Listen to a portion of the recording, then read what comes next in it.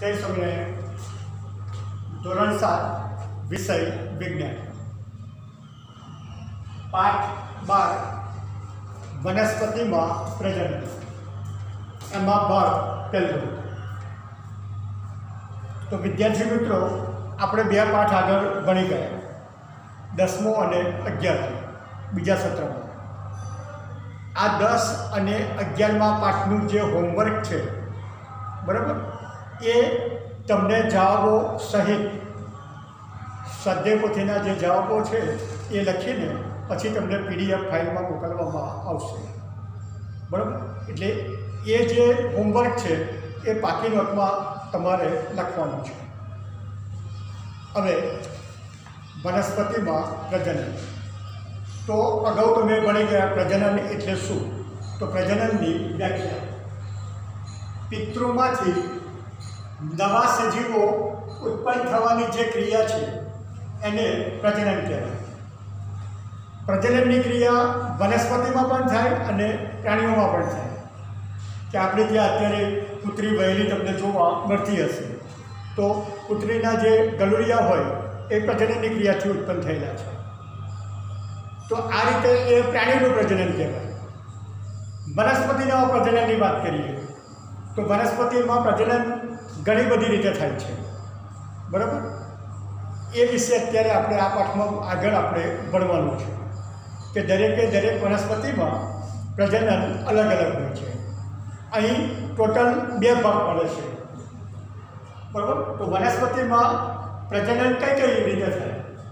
તો જે વનસ્પતિમાં જે ફૂલ કહીએ છીએ આપણે, બરાબર, ઇંગ્લિશમાં ફ્લાવર કહેવાય, ગુજરાતીમાં આપણે ફૂલ બોલીએ છીએ, અને વિજ્ઞાનની ભાષામાં એને પુષ્પ કહેવાય, બરાબર.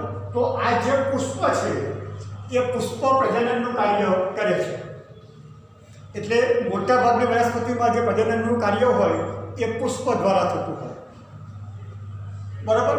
પુષ્પની અંદર કાં તો એકલો નર ભાગ પણ હોય, કાં તો એકલો માદા ભાગ પણ હોય.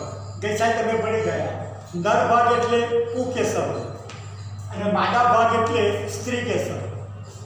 અથવા એક પુષ્પની અંદર, ગઈ સાહેબ તમે ધંતુરાનું ફૂલ જોયું, તો ધંતુરાના ફૂલની અંદર બંને ભાગ જોવા મળે છે, બરાબર, નર અને માદા. નર એટલે પુંકેસર અને માદા એટલે સ્ત્રી કેસર. તો પુંકેસર અને સ્ત્રી કેસર એમ બંને ધંતુરાના ફૂલમાં ગઈ સાલ આપણે ભણ્યા હતા. તો વનસ્પતિમાં જે પ્રજનનની ક્રિયા થાય છે એ પુષ્પ દ્વારા થાય. તો પ્રજનનના પ્રકારો કે પુષ્પના વિવિધ ભાગોનો તમે ગઈ સાલ અભ્યાસ કર્યો હતો. વનસ્પતિના વિવિધ ભાગોની યાદી બનાવો અને દરેક વિભાગના કાર્યો પણ લખો. મોટા ભાગની વનસ્પતિ મૂળ, પ્રકાંડ, પર્ણ ધરાવે. કોઈ પણ તમે જમીન ઉપર વનસ્પતિ જુઓ તો તમને 3 વસ્તુ જોવા મળે, બરાબર, મૂળ, પ્રકાંડ, પર્ણ. આ ઉપરાંત અમુક સમય પછી એની અંદર પુષ્પ એટલે કે ફૂલ તમને જોવા મળે છે, બરાબર. અમુક વનસ્પતિ એવી છે કે 12 મહિના ફૂલ આવે.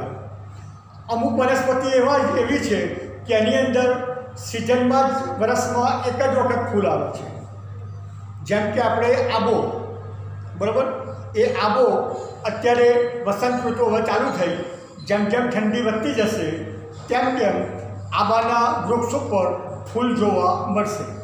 અને આ ફૂલમાંથી આપણે જે ઉનાળામાં કેરી ખાઈએ છીએ, બરાબર, એ કેરીનું ધીરે ધીરે કેરી નાની થાય, ધીરે ધીરે મોટી થઈને ઉનાળામાં આપણને મોટી કેરીઓ ખાવા મળે છે, બરાબર. પછી ઉનાળો પતી જાય પછી તમે જુઓ તો પુષ્પ એકે જોવા મળશે નહીં. આપણે જે ફળ ખાઈએ છીએ ને એનું બીજ ગમે ત્યાં આપણે ફેંકી દેતા હોઈએ છીએ. સફરજન, ચીકુ, બરાબર, તમે જાંબુ, આમળા, અત્યારે આ બધું આપણે ખાતા હોઈએ છીએ. તો એના જે બીજ છે એ ગમે ત્યાં ફેંકીએ છીએ. તો આ બીજને જ્યારે યોગ્ય વાતાવરણ મળે, પૂરતા પ્રમાણમાં ખનિજ તત્વો, પાણી અને બરાબર એ મળે, ત્યારે એમાંથી નવો છોડ આપણને ઉત્પન્ન થયેલો જોવા મળે છે. આમ વનસ્પતિમાં પુષ્પનું કાર્ય શું છે? તો પુષ્પો વનસ્પતિની અંદર પ્રજનનનું જ કાર્ય કરે છે. અહીંયા આપણે ટોટલ 2 ભાગ ભણવાના છે. એ પ્રજનનના પ્રકાર 2 છે. પહેલો ભાગ અલિંગી પ્રજનન અને બીજો ભાગ લિંગી પ્રજનન. આજના પીરિયડમાં આજે આપણે ફક્ત અલિંગી પ્રજનન વિશે જ ભણીશું, બરાબર? અને પછીના ભાગમાં લિંગી પ્રજનન વિશે ભણીશું. તો અલિંગી પ્રજનનમાં શું થાય? તો વનસ્પતિનો જે બીજ છે એ બીજ વગર જે વનસ્પતિ ઉગે છે એ બધી જ અલિંગી પ્રજનન દ્વારા થતી હોય છે. એટલે અલિંગી પ્રજનનમાં બીજની જરૂર પડતી નથી. લિંગી પ્રજનન હતું એમાં બીજની જરૂર પડે છે, બરાબર? તમે જે કંઈ ખોરાક ખાઓ એમાં જે બીજ છે, તમે મગ, મઠ, વાલ, આ બધા કઠોળ છે, આ કઠોળ એ બધા લિંગી પ્રજનનમાં આવે. તો આ લિંગી પ્રજનનની અંદર બીજની જરૂર હોય જ. બીજ હોય તો જે વનસ્પતિ ઉગે. જ્યારે અલિંગી પ્રજનનમાં બીજની જરૂર પડતી નથી. એના શરીરનો કોઈ પણ અલગ અલગ જે ભાગ છે એમાંથી નવો છોડ ઉત્પન્ન થાય છે. તો આ ક્રિયાને સૌથી પહેલાં આપણે જોઈએ તો વાનસ્પતિક પ્રજનન કહેવાય. કયું પ્રજનન કહેવાય? વાનસ્પતિક પ્રજનન. વાનસ્પતિક પ્રજનનમાં, બરાબર, નવો છોડ કાં તો મૂળમાંથી ઉત્પન્ન થાય, કાં તો પ્રકાંડ, કાં તો પર્ણ, કાં તો કલિકા. આ ચારમાંથી કોઈ પણ જગ્યાએથી ઉત્પન્ન નવો છોડ થઈ શકે છે. અને આજે આપણે મૂળ, પ્રકાંડ, પર્ણ અને કલિકામાંથી કઈ રીતે ઉત્પન્ન થાય છે એ આપણે સમજવાનું છે. બરાબર? પ્રવૃત્તિ 12.1. સૌથી પહેલાં પહેલી રીત આવે છે કલમ કરવી. કલમ કરવી એટલે શું? તો તમારી ઘેર અથવા આજુબાજુમાં ગુલાબનો છોડ કાં તો ચંપાનો છોડ આ ઉગેલો હોય તો એની ગાંઠવાળો જે ભાગ હોય એ ગાંઠવાળા ડાળીથી જે ગુલાબનો છોડ હોય એનું જે પ્રકાંડ હતું તો ગાંઠવાળા ભાગથી કાપી નાખવાનું અને તમે તમારી ઘેર કુંડામાં એ રોપી દેવાનું. દરરોજ એને યોગ્ય પ્રમાણમાં પાણી આપતા રહો અને સૂર્યપ્રકાશમાં મૂકી દો. ધીરે ધીરે નવો છોડ એમાંથી તમને ઉત્પન્ન થયેલો જોવા મળશે. બરાબર? આ ક્રિયાને કલમ કરવી ક્રિયા કહેવાય. તો આ રીતે આપણે પણ ઘરે ગુલાબનો છોડ કલમ કરવાની રીતથી ઉગાડી શકીએ છીએ. તો ગુલાબ અને ચંપાની ડાળીને ગાંઠથી કાપો. આ ટુકડાને કલમ કહેવાય. આ કલમને જમીનમાં દાટી દો. ગાંઠ એટલે કે પ્રકાંડ ડાળીનો ભાગ કહેવાય. બરાબર? આ ગાંઠ આગળથી પર્ણ ઉદ્ભવે છે. આ કલમને રોજ થોડું થોડું પાણી આપો અને તેની વૃદ્ધિ પણ નોંધો કે આજે છોડ આટલો થયો, પછી આટલો થશે, તારી ધીરે ધીરે પછી આટલી થશે, આટલી થશે, એમ એની વૃદ્ધિ થતી જશે. મૂળને બહાર આવતા અને પર્ણને ઉગતા કેટલા દિવસ થાય છે તેનું નિરીક્ષણ પણ કરો. આવી જ પ્રવૃત્તિ અડુની વેલમાં પણ જોવા મળે. કઈ વેલ? અડુની વેલ. તો અડુની વેલની પણ વાનસ્પતિક કલિકાઓમાંથી નવો છોડનું સર્જન થતું હોય છે.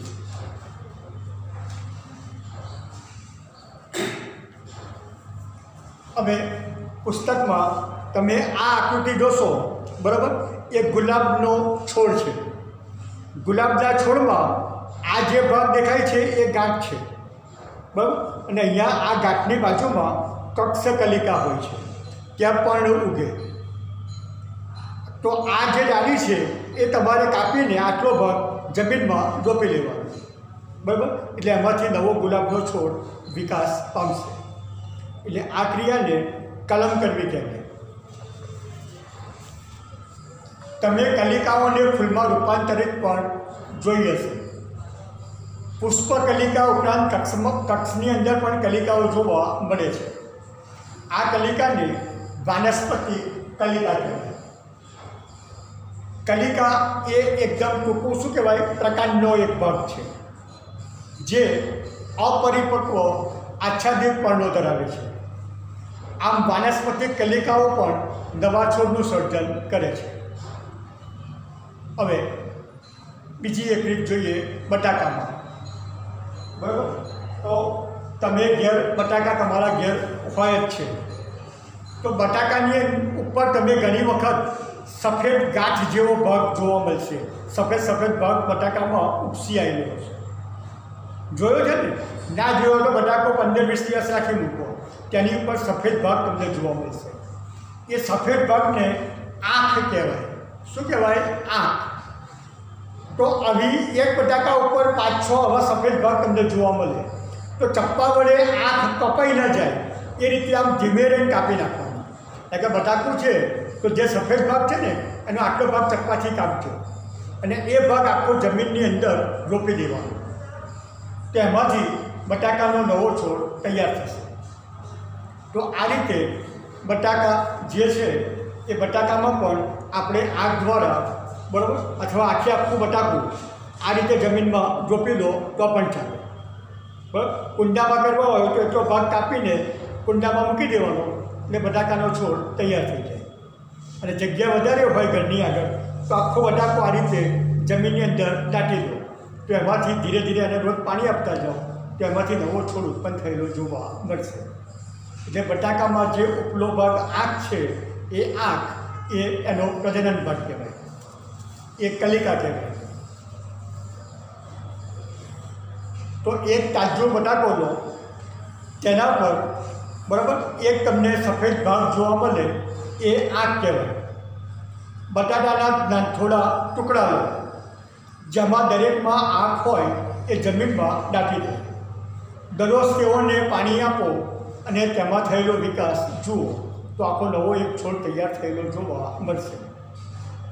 આ રીતે આદુ, બરાબર, અત્યારે 30 રૂપિયા કિલો આદુ મળે છે.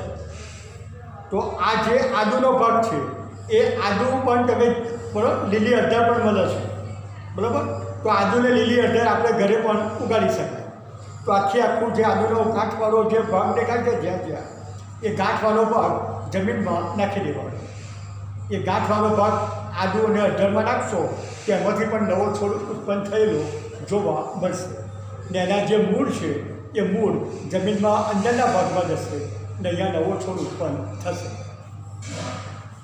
તો આવી રીતે તમે આદુ અને હળદર પણ ઘરે ઉગાડી શકો છો. અને આ રીતે એ પણ એ કલિકા સર્જનની રીત જ કહેવાય. હવે એક વનસ્પતિ આવે છે પાનફૂટી. પાનફૂટી એટલે પર્ણ, કે વનસ્પતિનું જે પાનફૂટી નામની વનસ્પતિ છે એમાં તમારે એ જે પાન છે એ પાન જમીનમાં દાટી દેવાનું છે.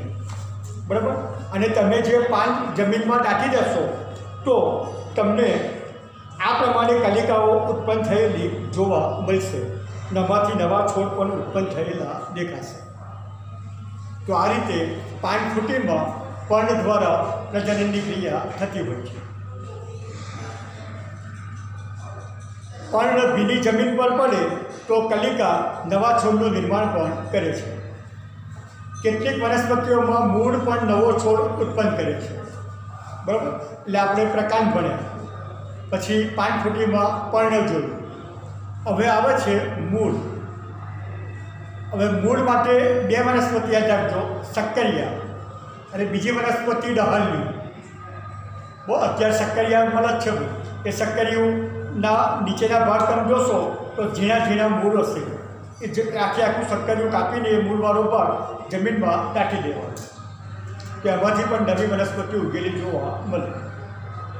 તો કેટલીક વનસ્પતિના મૂળ નવો છોડ ઉત્પન્ન કરે છે, જેમ કે શક્કરિયું અને ડહાલી.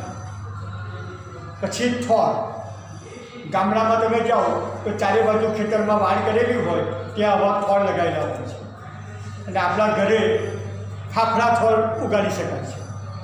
તો થોરની અંદર પણ મૂળની ક્રિયાથી એ થોર ઉગી શકે છે. તો થોર જેવી વનસ્પતિમાં તેનો અમુક ભાગ મુખ્ય વનસ્પતિ છોડથી જુદો પડે ત્યારે તેમાંથી નવો છોડ ઉત્પન્ન કરે છે. અને દરેક છૂટો પડેલો ભાગ એ નવા છોડનું સર્જન પણ કરે છે. આમ વાનસ્પતિક પ્રજનન દ્વારા ઉગતી વનસ્પતિ ઉગવા માટે ખૂબ જ ઓછો સમય લે છે. ખાસ યાદ રાખજો, લિંગી પ્રજનનમાં થોડો સમય વધારે લાગે, અલિંગી પ્રજનનમાં સમય બહુ વધારે લાગતો નથી. થોડાક સમયમાં જ નવો છોડ ઉત્પન્ન થાય છે. આ નવો છોડ બિલકુલ પિતૃ જેવો જ હોય છે. પિતૃ એટલે મૂળ જે છોડ હતો એના જેવો જ હોય, લક્ષણો બધા એના એ જ જોવા મળે. બીજમાંથી ઉગતી વનસ્પતિ કરતાં તેમાં ફૂલો અને ફળો ખૂબ જ ઝડપથી આવે છે. તેઓ એક જ પિતૃ છોડમાંથી ઉત્પન્ન થતા હોવાથી નવો જે છોડ છે એ અદ્દલ પિતૃ જેવો જ જોવા મળે છે. હવે આવે છે કલિકા સર્જન. કયો ભાગ આવે છે? કલિકા સર્જન. આ કલિકા સર્જન શેમાં જોવા મળે? તો ઈસ્ટ એક કોષી સજીવ છે, બરાબર. આ ઈસ્ટ તમને ક્યાં જોવા મળે? તો કરિયાણાની દુકાનમાં અથવા બેકરીમાં ઈસ્ટ ફૂગ ઈસ્ટ આવે છે, એ ઈસ્ટ અંદર નાખવાની આવે. તો ઈસ્ટ જેવા નાના સજીવો માત્ર સૂક્ષ્મદર્શક યંત્ર દ્વારા જ જોઈ શકાય છે. તેઓને જો પૂરતા પ્રમાણમાં પોષક તત્વો આપવામાં આવે તો તે પણ વૃદ્ધિ કરે છે. અમુક કલાકે અસંખ્ય બહુગણી, બરાબર, એ પણ જોવા મળે છે.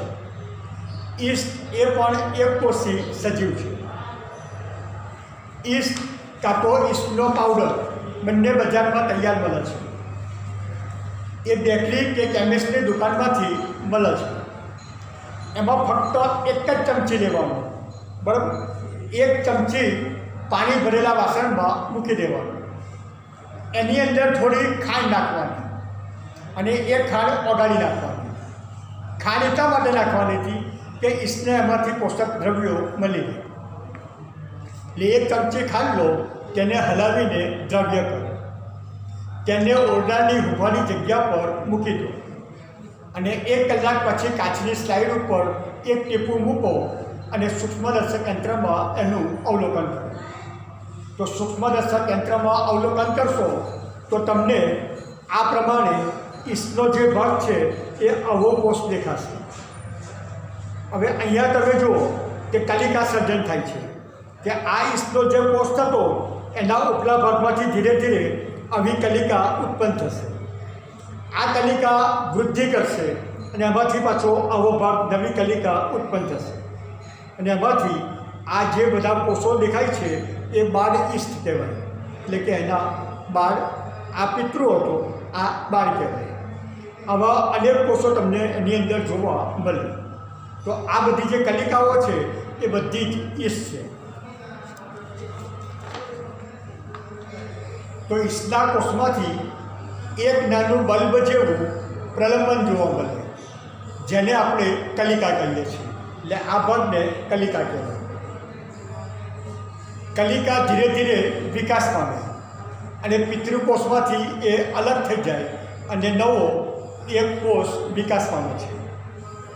આ નવો કોષ પણ વૃદ્ધિ પામે છે અને એ પણ આપણી જેમ પુખ્ત બને છે અને બીજા ઘણા ઈસ્ટના કોષોનું પણ સર્જન કરે છે.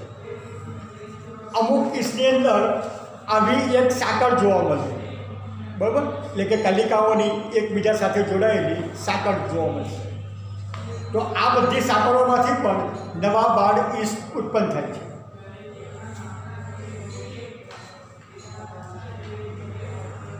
પછીની રીત આવે છે અવખંડન. અવખંડન ફક્ત પાણીમાં ઉગતી લીલમાં જ જોવા મળે. પાણીમાં જે લીલ ઉગે છે એનું નામ છે સ્પાયરોગાઇડ. લીલા કલરની લીલ તમે તળાવમાં જોયેલી હશે અથવા તમારા ઘરે ચોકડીમાં પણ આવી લીલ મજી ગયેલી હશે, બરાબર. તો એમાં વિકાસ કઈ રીતે થાય છે? તો અવખંડન પર.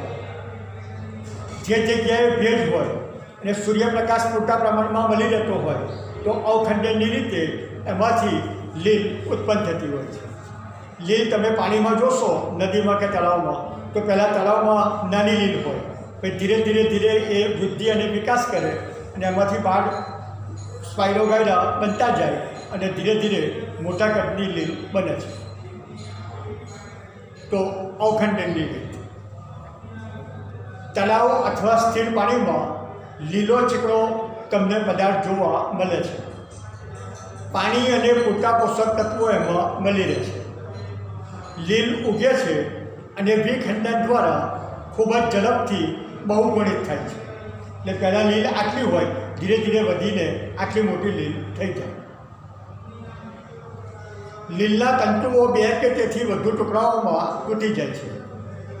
આ તંતુઓ કે ટુકડાઓ નવા વ્યક્તિગત તંતુ તરીકે વર્તે છે અને આ પ્રક્રિયા કાયમ માટે ચાલુ જ રહે છે. જે ટૂંકા સમયગાળામાં આખા વિસ્તારને ઢાંકી દે છે.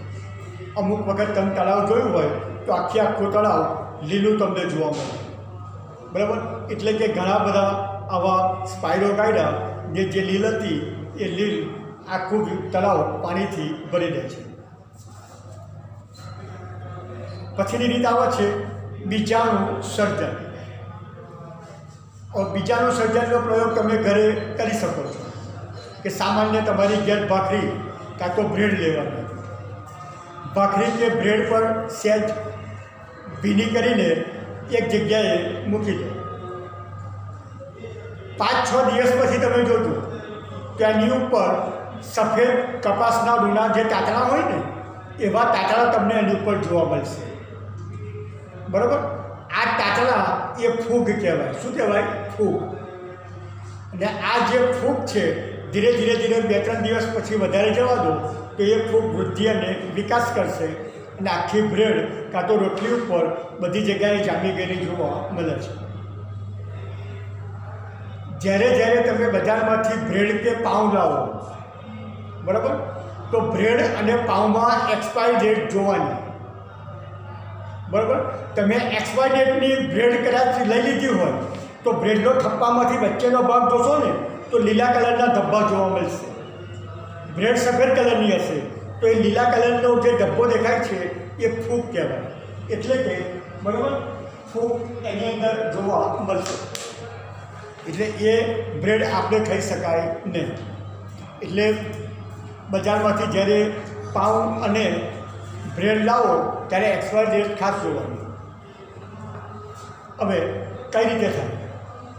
તો બીજાણુઓ દ્વારા બ્રેડના ટુકડાઓ પર ફૂગ ઉગી નીકળે છે. બ્રેડના ટુકડા પર કપાસ જેવા તાતણા દેખી શકાય. જ્યારે આ બીજાણુઓ મુક્ત થાય છે, બરાબર, પછી તમે એ બ્રેડ કે રોટલી ઉપર સફેદ તાતણા દેખાય ને તેની ઉપર એક કાળા કલરનું ટપકું હશે. આ કાળા એટલે બિલોરી કાસ્તી જોજો. એટલે બિલોરી કાસ્તી તમે જોશો તો ઉપર એક કાળા કલરનું ટપકું જોવા મળે. એને બીજાણુ ધાની કહેવાય. શું કહેવાય? બીજાણુ ધાની. ને આ બીજાણુ ધાનીમાં નાના બીજાણુઓ રહેલા હોય.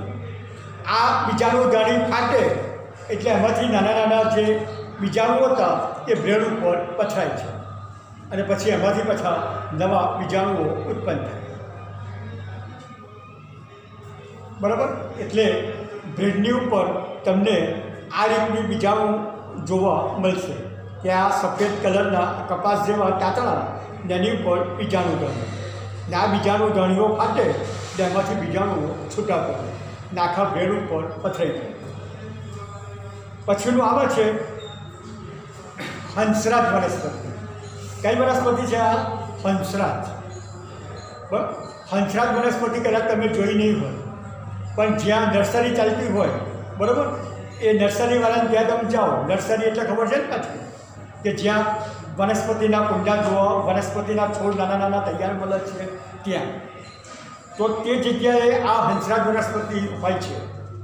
આપણે ઘરે પણ ઉગાડી શકાય. એનું ખાલી દરેક પાન તમે જોશો તો પાનની નીચેના ભાગમાં તમને કથ્થઈ કલરના ટપકા જોવા મળશે. આ કથ્થઈ કલરના જે ટપકા છે એ બધા બીજાણુઓ છે. ને આ બીજાણુઓ જ્યારે ફાટે એટલે જમીનમાં પડે, બરાબર, અને એમાંથી નવો છોડ પાછો હંસરાજનો ઉત્પન્ન થાય. તો બીજાણુ અલિંગ વિભજન પણ કરે છે. દરેક બીજાણુ સખત રક્ષણાત્મક કવચ પણ ધરાવે છે. ઊંચા તાપમાન અને ઓછા ભેજમાં પણ ટકી રહે છે. તેથી લાંબા સમય સુધી એ અસ્તિત્વ ધરાવે છે. મોસ અને હંસરાજ, બરાબર, એમાં પણ બીજાણુ દ્વારા વનસ્પતિનો વૃદ્ધિ અને વિકાસ થતો હોય છે અને એ પણ આ રીતે પ્રજનનની ક્રિયા કરી શકે છે. તો અત્યારે જે કંઈ આપણે ભણ્યા એ ફક્ત અલિંગી પ્રજનન વિશે જ ભણ્યા. ફરીથી અલિંગી પ્રજનનમાં કલમ કરવી, કલિકા સર્જન, અવખંડન અને બીજાણુ સર્જન, આ બધામાં જે નવી સંતતિ ઉત્પન્ન થાય એ પિતૃ જેવી જ દેખાય અને ફક્ત બીજમાં આપણને જોવા મળતું નથી. બીજ વગર આ અલિંગી પ્રજનનની ક્રિયા થતી હોય છે. બાકીનું જે છે એ આકૃતિ તમે દોરી દેજો.